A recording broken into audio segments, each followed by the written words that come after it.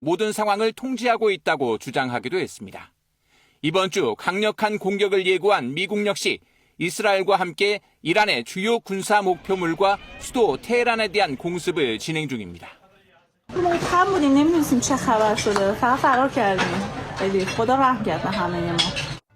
네타냐후 이스라엘 총리는 자신의 사망을 감추기 위해 AI 영상이 이용되고 있다는 주장을 반박하는 영상을 공개하기도 했습니다.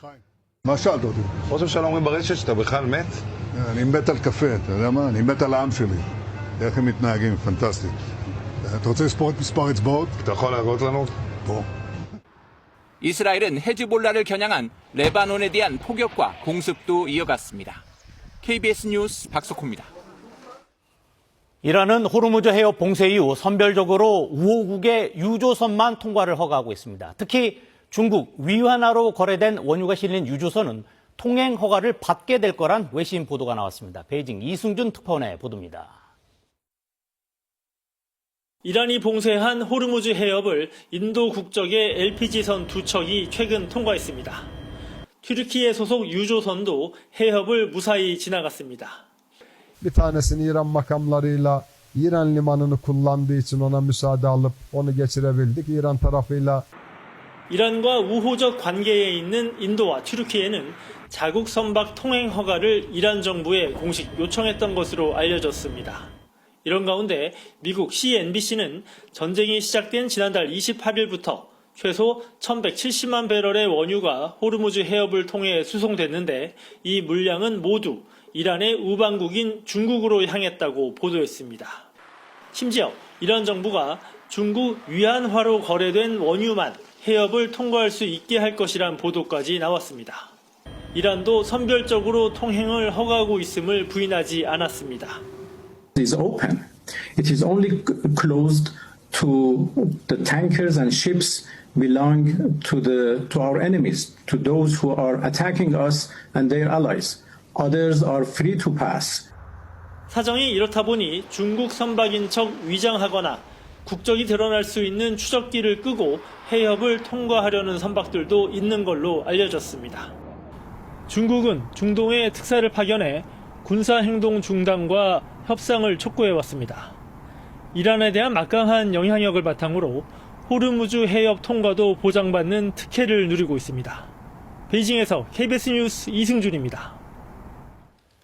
미국의 고위 관료들이 우리나라 등의 군함 파견을 요구한 게 논리적이며 타당하다는 입장을 밝히고 있습니다. 이와 함께 이란 원유 수출의 핵심 지역인 하르그 섬의 석유 시설에 대한 공격 가능성도 내비쳤습니다. 뉴욕 박일중 특파원의 보도입니다. 크리스 라이트 미 에너지 장관은 ABC 방송과의 인터뷰에서 원유 수송에 차질이 빚어질 것을 이란 공격 이전부터 알고 있었다고 말했습니다. 계획을 미리 세웠다고도 했습니다. 사우디아라비아를 비롯한 동맹국들이 중동 외 지역에 1억 배럴 이상의 원유를 비축해둔 점 등을 근거로 들었습니다. 라이트 장관은 이란 군사력의 완전한 파괴를 위해 이를 널리 공유하지 않았을 뿐이라고 덧붙였습니다. 중국, 일본, 한국 등의 군함 파견 필요성에 대해선 전 세계 모든 국가가 호르무즈 해협을 통해 수송되는 에너지에 의존하고 있으니 특히 영향을 많이 받는 국가들이 연합전선을 구축하는 게 논리적으로 타당하다고 주장했습니다. All U.S. military assets, and again, as President Trump mentioned, of other countries will work to open the straits. 마이크 왈츠 주 유엔 미국 대사는 CNN과의 인터뷰에서 1980년대에 있었던 호르무즈 해협 호송 작전을 꺼내들었습니다. You had French, United Kingdom, even Soviet Union forces in there escorting their tankers out that were heading to their markets. 아울러 해협의 통로를 확보하기 위해 미국은 미사일과 드론에 대한 공격도 계속해 나갈 것이라고 밝혔습니다. 이란의 원유 수출 심장부인 하르그 섬 공격과 관련해선 트럼프 대통령이 의도적으로 군사시설만 타격했다고 강조했습니다. 하지만 석유시설 공격 가능성도 배제하지 않고 있을 것 같다고 말했습니다. 뉴욕에서 KBS 뉴스 박일중입니다. 트럼프 미국 대통령이 한중일 등의 호르무즈 해협 군함 파견을 요청한 가운데 미국과 일본의 국방장관이 밤사이 전화로 중동 정세를 논의했습니다. 일본 방위성은 고이즈미 방위상과 헤그세스 미 국방장관이 약 30분간 통화했으며 중동 정세와 두 나라 간 긴밀한 소통에 대해 의견을 나눴다고 밝혔습니다. 일본 정부는 오는 19일 미일 정상회담에서 트럼프 대통령의 이란 전쟁 지원 요청 가능성에 대비해 대응책 마련에 고심 중인 것으로 알려졌습니다. 트럼프 대통령의 군함 파견 요구에 청와대의 고심도 깊어지고 있습니다. 미 행정부와 긴밀히 소통하고 관련국의 동향을 주시하겠다며 일단 신중한 입장을 보이고 있습니다. 최유경 기자입니다. 청와대는 트럼프 대통령의 군함 파견 요구에 신중하겠다는 입장을 밝혔습니다. 트럼프 대통령의 언급을 주목하고 있다. 한미 간 긴밀하게 소통하고 신중히 검토해 판단할 거란 겁니다.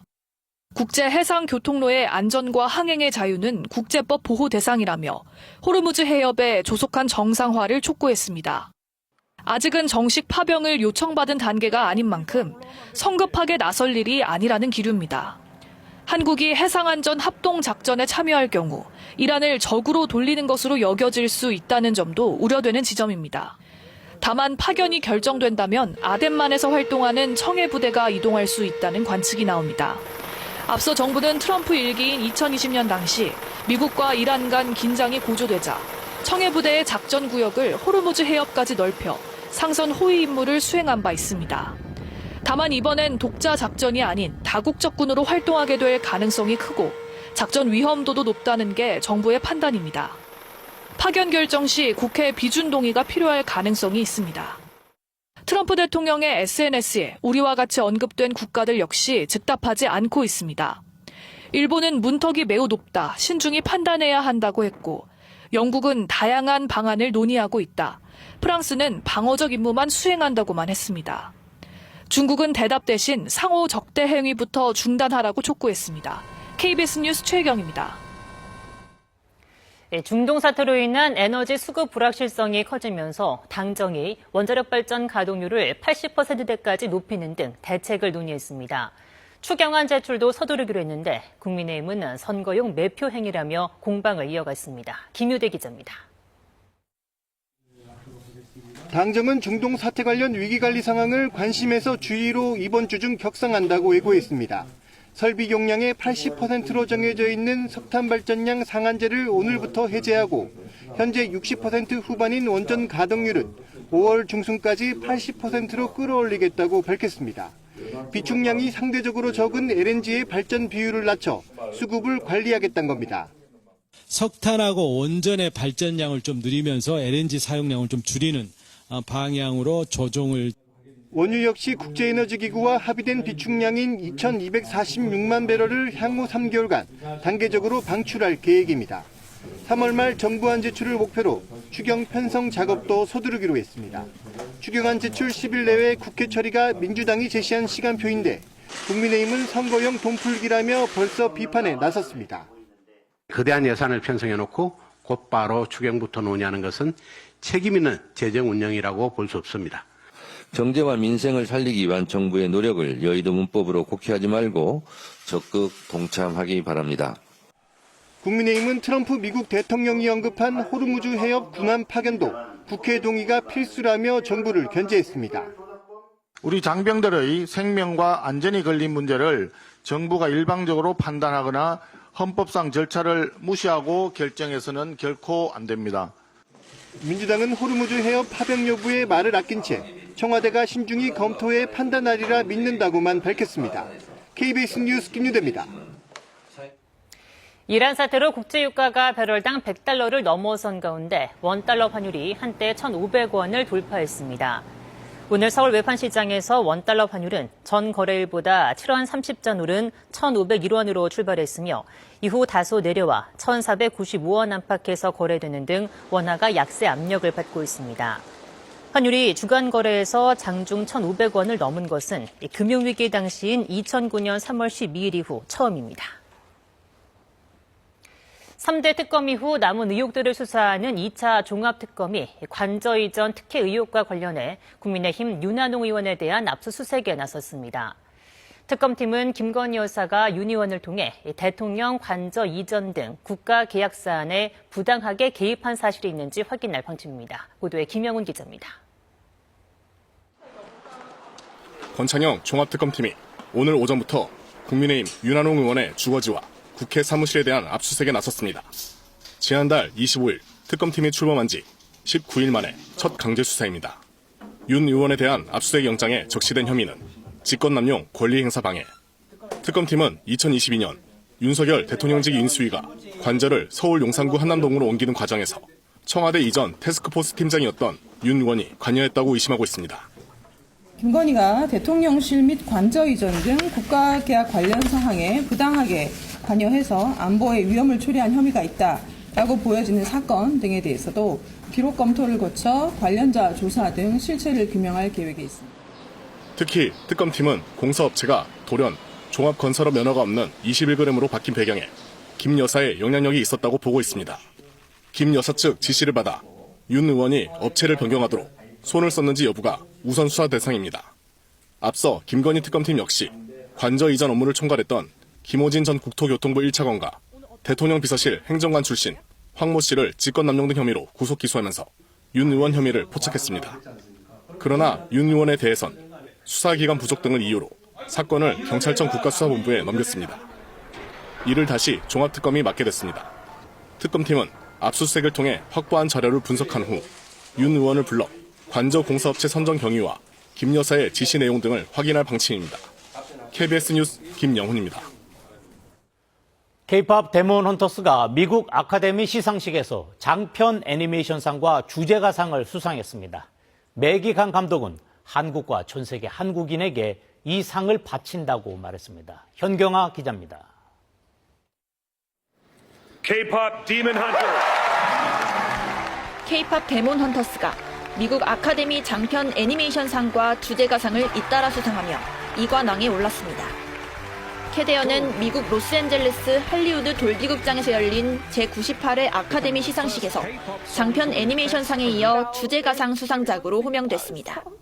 골든을 부른 가수 겸 작곡가 이제는 자신이 K-팝을 좋아한다고 했을 때 모두가 놀렸지만 이제는 모두가 K-팝을 따라 부르고 있어 감격스럽다고 수상 소감을 밝혔습니다. 연출자 매기강 감독은 주제곡인 골든이 울려 퍼지는 가운데 무대에 올라 나와 닮은 사람들이 주인공인 이런 영화가 나오기까지 너무 오랜 시간이 걸렸다며 이 상을 한국과 전 세계 한국인에게 바친다고 소감을 말했습니다. 특히 장편 애니메이션상의 경우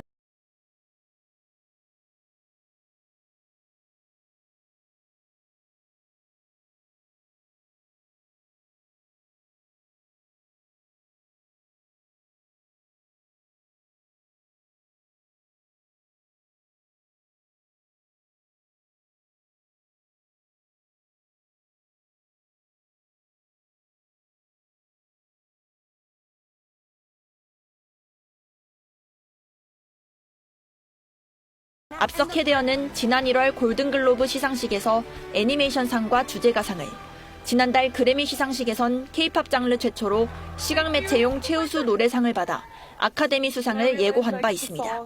KBS 뉴스 현경아입니다. 이번 주 토요일 서울 도심에서 방탄소년단 BTS의 복귀 공연이 예정돼 있습니다. 최대 26만 명이 몰릴 것으로 예상됩니다. 서울 시내 곳곳엔 관광객들을 위한 즐길거리가 착착 준비되고 있습니다. 이세연 기자의 보도입니다. 오는 21일 서울 광화문 광장에서 펼쳐지는 BTS의 복귀 공연. 세계 각국에서 방문하는 외국인 관광객을 포함해 최대 26만 명의 인파가 몰릴 것으로 예상됩니다. 서울시는 공연 전후 관광에 나설 외국인들을 위한 다양한 즐길거리를 마련했다고 밝혔습니다. 20일과 21일 저녁 서울식물원과 세빛섬, 청계천을 비롯해 반포대교 등 주요 한강대교에서 BTS의 복귀를 축하하는 경관 조명이 펼쳐집니다.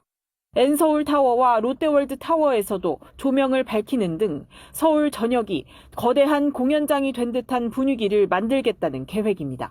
또 반포대교 달빛무지개 분수에서 BTS 음악을 배경으로 화려한 분수쇼도 선보일 예정입니다. 서울시는 공연장 주변인 세종대로와 주요 관광 명소에 7개 국어로 번역된 외국인 관광객 환영 문구를 부착합니다. 한강과 동대문 디자인 플라자 등 공연장 밖에서도 서울의 매력을 경험할 수 있는 다양한 행사가 열립니다. 한강버스 선착장 7곳 옥상에서 야경을 즐길 수 있도록 하고 공연 전날부터 이틀 동안 한강버스 하루 무제한 승선권도 특별 발행됩니다. K-팝을 주제로 한 관광 코스와 함께 서울 주요 관광 명소와 문화 행사 등 즐길 거리를 담은 안내 책자도 배포될 예정입니다. KBS 뉴스 이세연입니다. 경찰의 고질적인 부실 대응, 부실 수사, 어제 오늘 일이 아닙니다. 지난 주말 전자발찌를 찬 채 스토킹을 하던 여성을 살해한 남성은 이미 지난달 초 피해 여성에 의해 경찰에 고소된 상태였지만 조사는 제대로 이루어지지 않았습니다. 이제 와서 피해자에게 깊은 위로를 표한다며 뒷북치는 경찰을 과연 어느 국민이 믿겠습니까? 김혜진 기자입니다. 20대 여성이 타고 있던 차량 문을 깨고 흉기를 휘둘러 숨지게 한 스토킹 살해 사건. 100m 이내 접근 금지 같은 잠정 조치도 여성에게 지급된 스마트워치도 범행을 막지 못했습니다. 가해자인 40대 남성이 차고 있던 전자발찌 역시 피해자에게 대피 경보를 내려주는 장치는 아니었습니다. 전자발찌 찬 사람한테 그랬다고. 남성은 아무런 제재 없이 피해자 직장 인근에서 기다리다 범행을 저질렀습니다. 지난달 2일 피해 여성은 자신이 스토킹 피해를 당했다며 남성을 고소했지만 경찰은 소환에 불응하는 남성을 한 달 넘게 조사하지 않았습니다. 남성은 변호인을 선임해 출석하겠다며 불응하거나 아예 나오지 않는 경우도 있었습니다. 하지만 경찰의 추가 소환이나 신병 확보 조치는 없었고 남성에 대한 재범 위험성 평가도 없었던 것으로 드러났습니다. 경찰은 오늘 남성에 대한 구속영장을 신청했습니다. 경찰은 오늘 관할 경찰서 조치 등이 적절했는지 확인해 상응하는 조치를 취하겠다고 밝혔습니다. 또 피의자에게 강력 조치가 있었으면 하는 아쉬움이 있다며 피해를 막지 못한 데에 대한 깊은 위로를 표한다고 말했습니다. KBS 뉴스 김혜진입니다. 돼지 사료 원료와 배합 사료에서 아프리카 돼지열병 유전자가 검출됐습니다. 정부는 이들 사료를 회수 폐기하는 한편 전국의 돼지 농장과 도축장에 대한 검사를 확대하고 있습니다. 석현 기자가 보도합니다. 중앙사고수습본부는 오늘 자돈용 사료 원료와 배합 사료에서 아프리카 돼지열병 유전자를 확인했다고 밝혔습니다. 문제가 된 사료 생산업체 4곳은 배합 사료 490톤 500kg을 회수하고 판매를 중단했습니다. 회수한 제품은 전량 폐기했습니다. 다만 정부가 사료 원료 제조업체와 사료업체 11곳을 조사한 결과 기준 위반 등 특이사항은 확인되지 않았습니다. 또 전국 도축장 돼지 18,000마리와 도축장 환경을 검사했지만 현재까지 모두 음성으로 나타났다고 밝혔습니다. 정부는 전국 돼지농장을 대상으로 3차 일제검사를 진행하고 있으며 오는 20일까지 검사를 마칠 계획입니다. 현재 2차 검사에 참여하지 않은 농가 22곳은 돼지 이동과 출하 제한 조치를 받고 있습니다. 정부는 또 도축장 36곳에서 돼지 혈액 원료 검사 체계를 구축해 지난 12일부터 매일 혈액 검사를 진행하고 있습니다. 올해 국내에서는 아프리카 돼지열병이 지난 1월 강원 강릉을 시작으로 총 22건 발생했습니다. 지난 3일 경기 연천 이후 추가 발생은 없는 상황입니다. 정부는 유전자 분석과 역학조사 결과를 토대로 발생 원인을 분석하고 농장과 도축장, 사료 제조 전 과정에 대한 검사 체계를 구축할 방침입니다. KBS 뉴스 석혜원입니다. 정부가 마약과의 전쟁을 선포한 뒤 대대적인 단속과 검거가 이루어지고 있습니다. 하지만 마약 근절을 위해선 단속만큼이나 재범의 고리를 끊는 일이 시급하다고 하는데요. 무엇이 필요한지 임주연 기자가 취재했습니다. 30년 넘게 마약에 중독돼 교도소를 들락거렸던 오광수 씨. 마약을 보면 몸이 먼저 반응했다고 말합니다.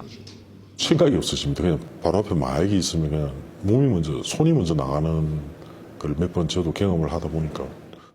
약사였던 박영수 씨에게도 마약의 중독성은 넘기 어려운 벽이었습니다. 제가 약에 대해서는 알았지만 중독에 대해서는 문외한이었던 것 같습니다. 절대 중독되지 않는다고 확신했습니다. 혼자의 힘으로는 안 되는 거거든요. 또 뇌 신경계통, 쾌락 중추에 생긴 영구적인 장애이기 때문에. 지난해 적발된 마약 사범은 2만 3천여 명, 숨은 투약자까지 합하면 100만 명이 넘을 것으로 추산됩니다. 특히 10명 중 서너 명은 처벌 뒤에도 다시 마약에 손을 대는데 통계 밖 인원을 고려하면 재범 비율은 더 높을 것으로 보입니다. 처벌이 능사가 아니라는 말이 나오는 이유입니다. 마약 사범은 단순한 그 처벌이나 수용의 대상이 아니라 이제 치료와 재활이 필요한 대상입니다. 정부는 4개 교도소에 마약 전담 부서를 신설하고 전국 각지에 재활센터를 설치하는 등 치료 재활 기능을 확대하고 있지만 아직 갈 길이 멉니다. 마약 수용자의 3% 정도만이 중독을 치료받을 수 있고 재활센터 내 전문가는 턱없이 부족합니다. 정부가 지정한 마약 전문 병원도 입원 치료가 가능한 곳이 절반이 채 안 됩니다.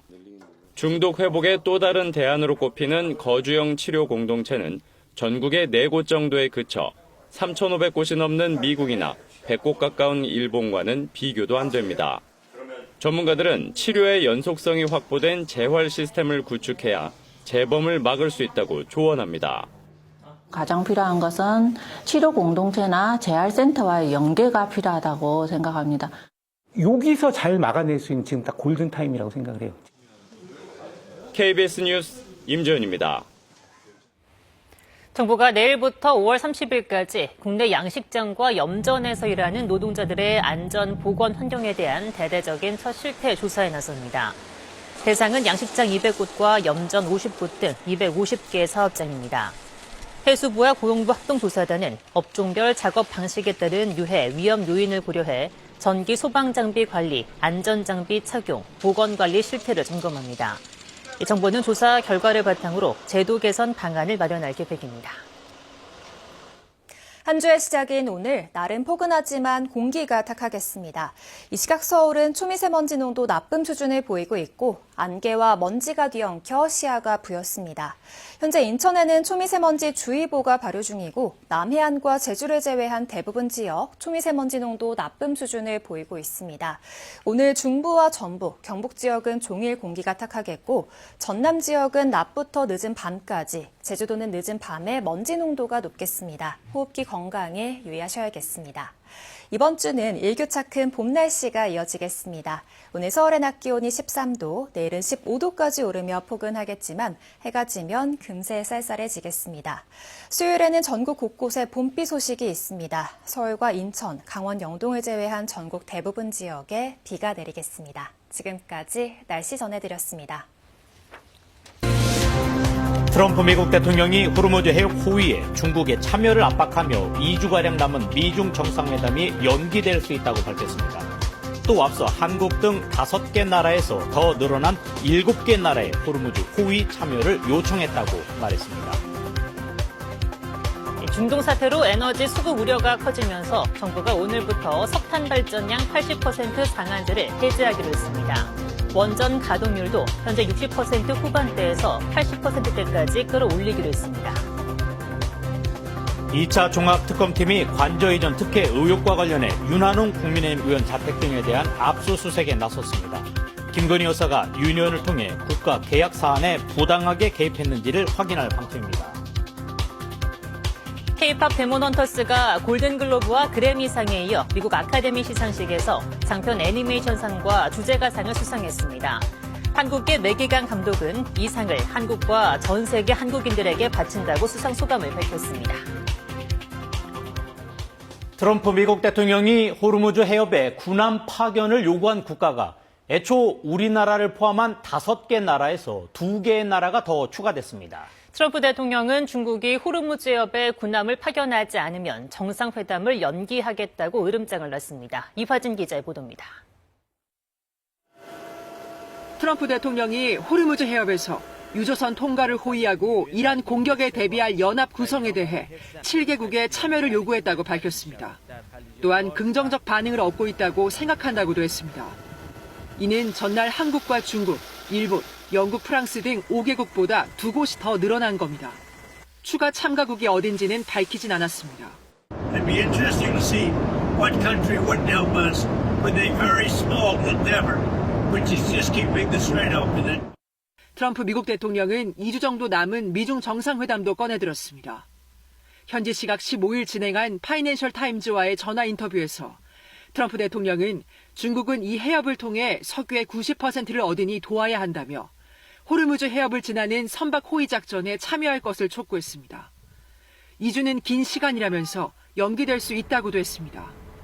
호르무즈 해협을 지나는 선박 호위 작전에 중국이 참여하기 전까지 정상회담을 미루겠다는 건데 얼마나 연기할지는 밝히지 않았습니다.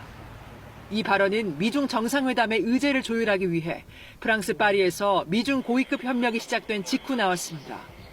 현지 시각 15일 베센티 미국 재무장관과 허리펑 중국 국무원 부총리 등 대표단은 파리 OECD 본부에서 만나 6시간 넘게 회담을 진행했습니다. 관세와 희토류 등 무역 현안을 중심으로 논의가 이뤄진 걸로 알려졌는데 16일 재개될 협의에선 호르무즈 해협 문제가 다뤄질 가능성이 커졌습니다. 이에 중국 관영 매체는 트럼프 미국 대통령을 향해 중동 전쟁 원인을 제공한 뒤 문제의 본질을 왜곡하고 있다며 전문가 평가를 인용해 비판했습니다. 한편 블룸버그 통신은 호르무즈 해협에서 목적지가 중국으로 표시된 초대형 유조선 한 척이 항해 중인 사실을 보도했습니다. KBS 뉴스 이화진입니다. 네, 중동 사태가 장기화되면서 무기가 부족하다는 언론 보도가 이어지고 있습니다. 이스라엘은 미국의 요격미사일의 재고가 부족하다고 알린 것으로 전해졌는데요. 중동 전역에서 이번 전쟁의 사망자는 군인과 민간인을 합해 3,000명을 넘겼습니다. 안다영 특파원입니다. 텔라비브 상공에서 섬광이 번쩍입니다. 이스라엘 요격 미사일이 이란 미사일을 격추하는 모습입니다.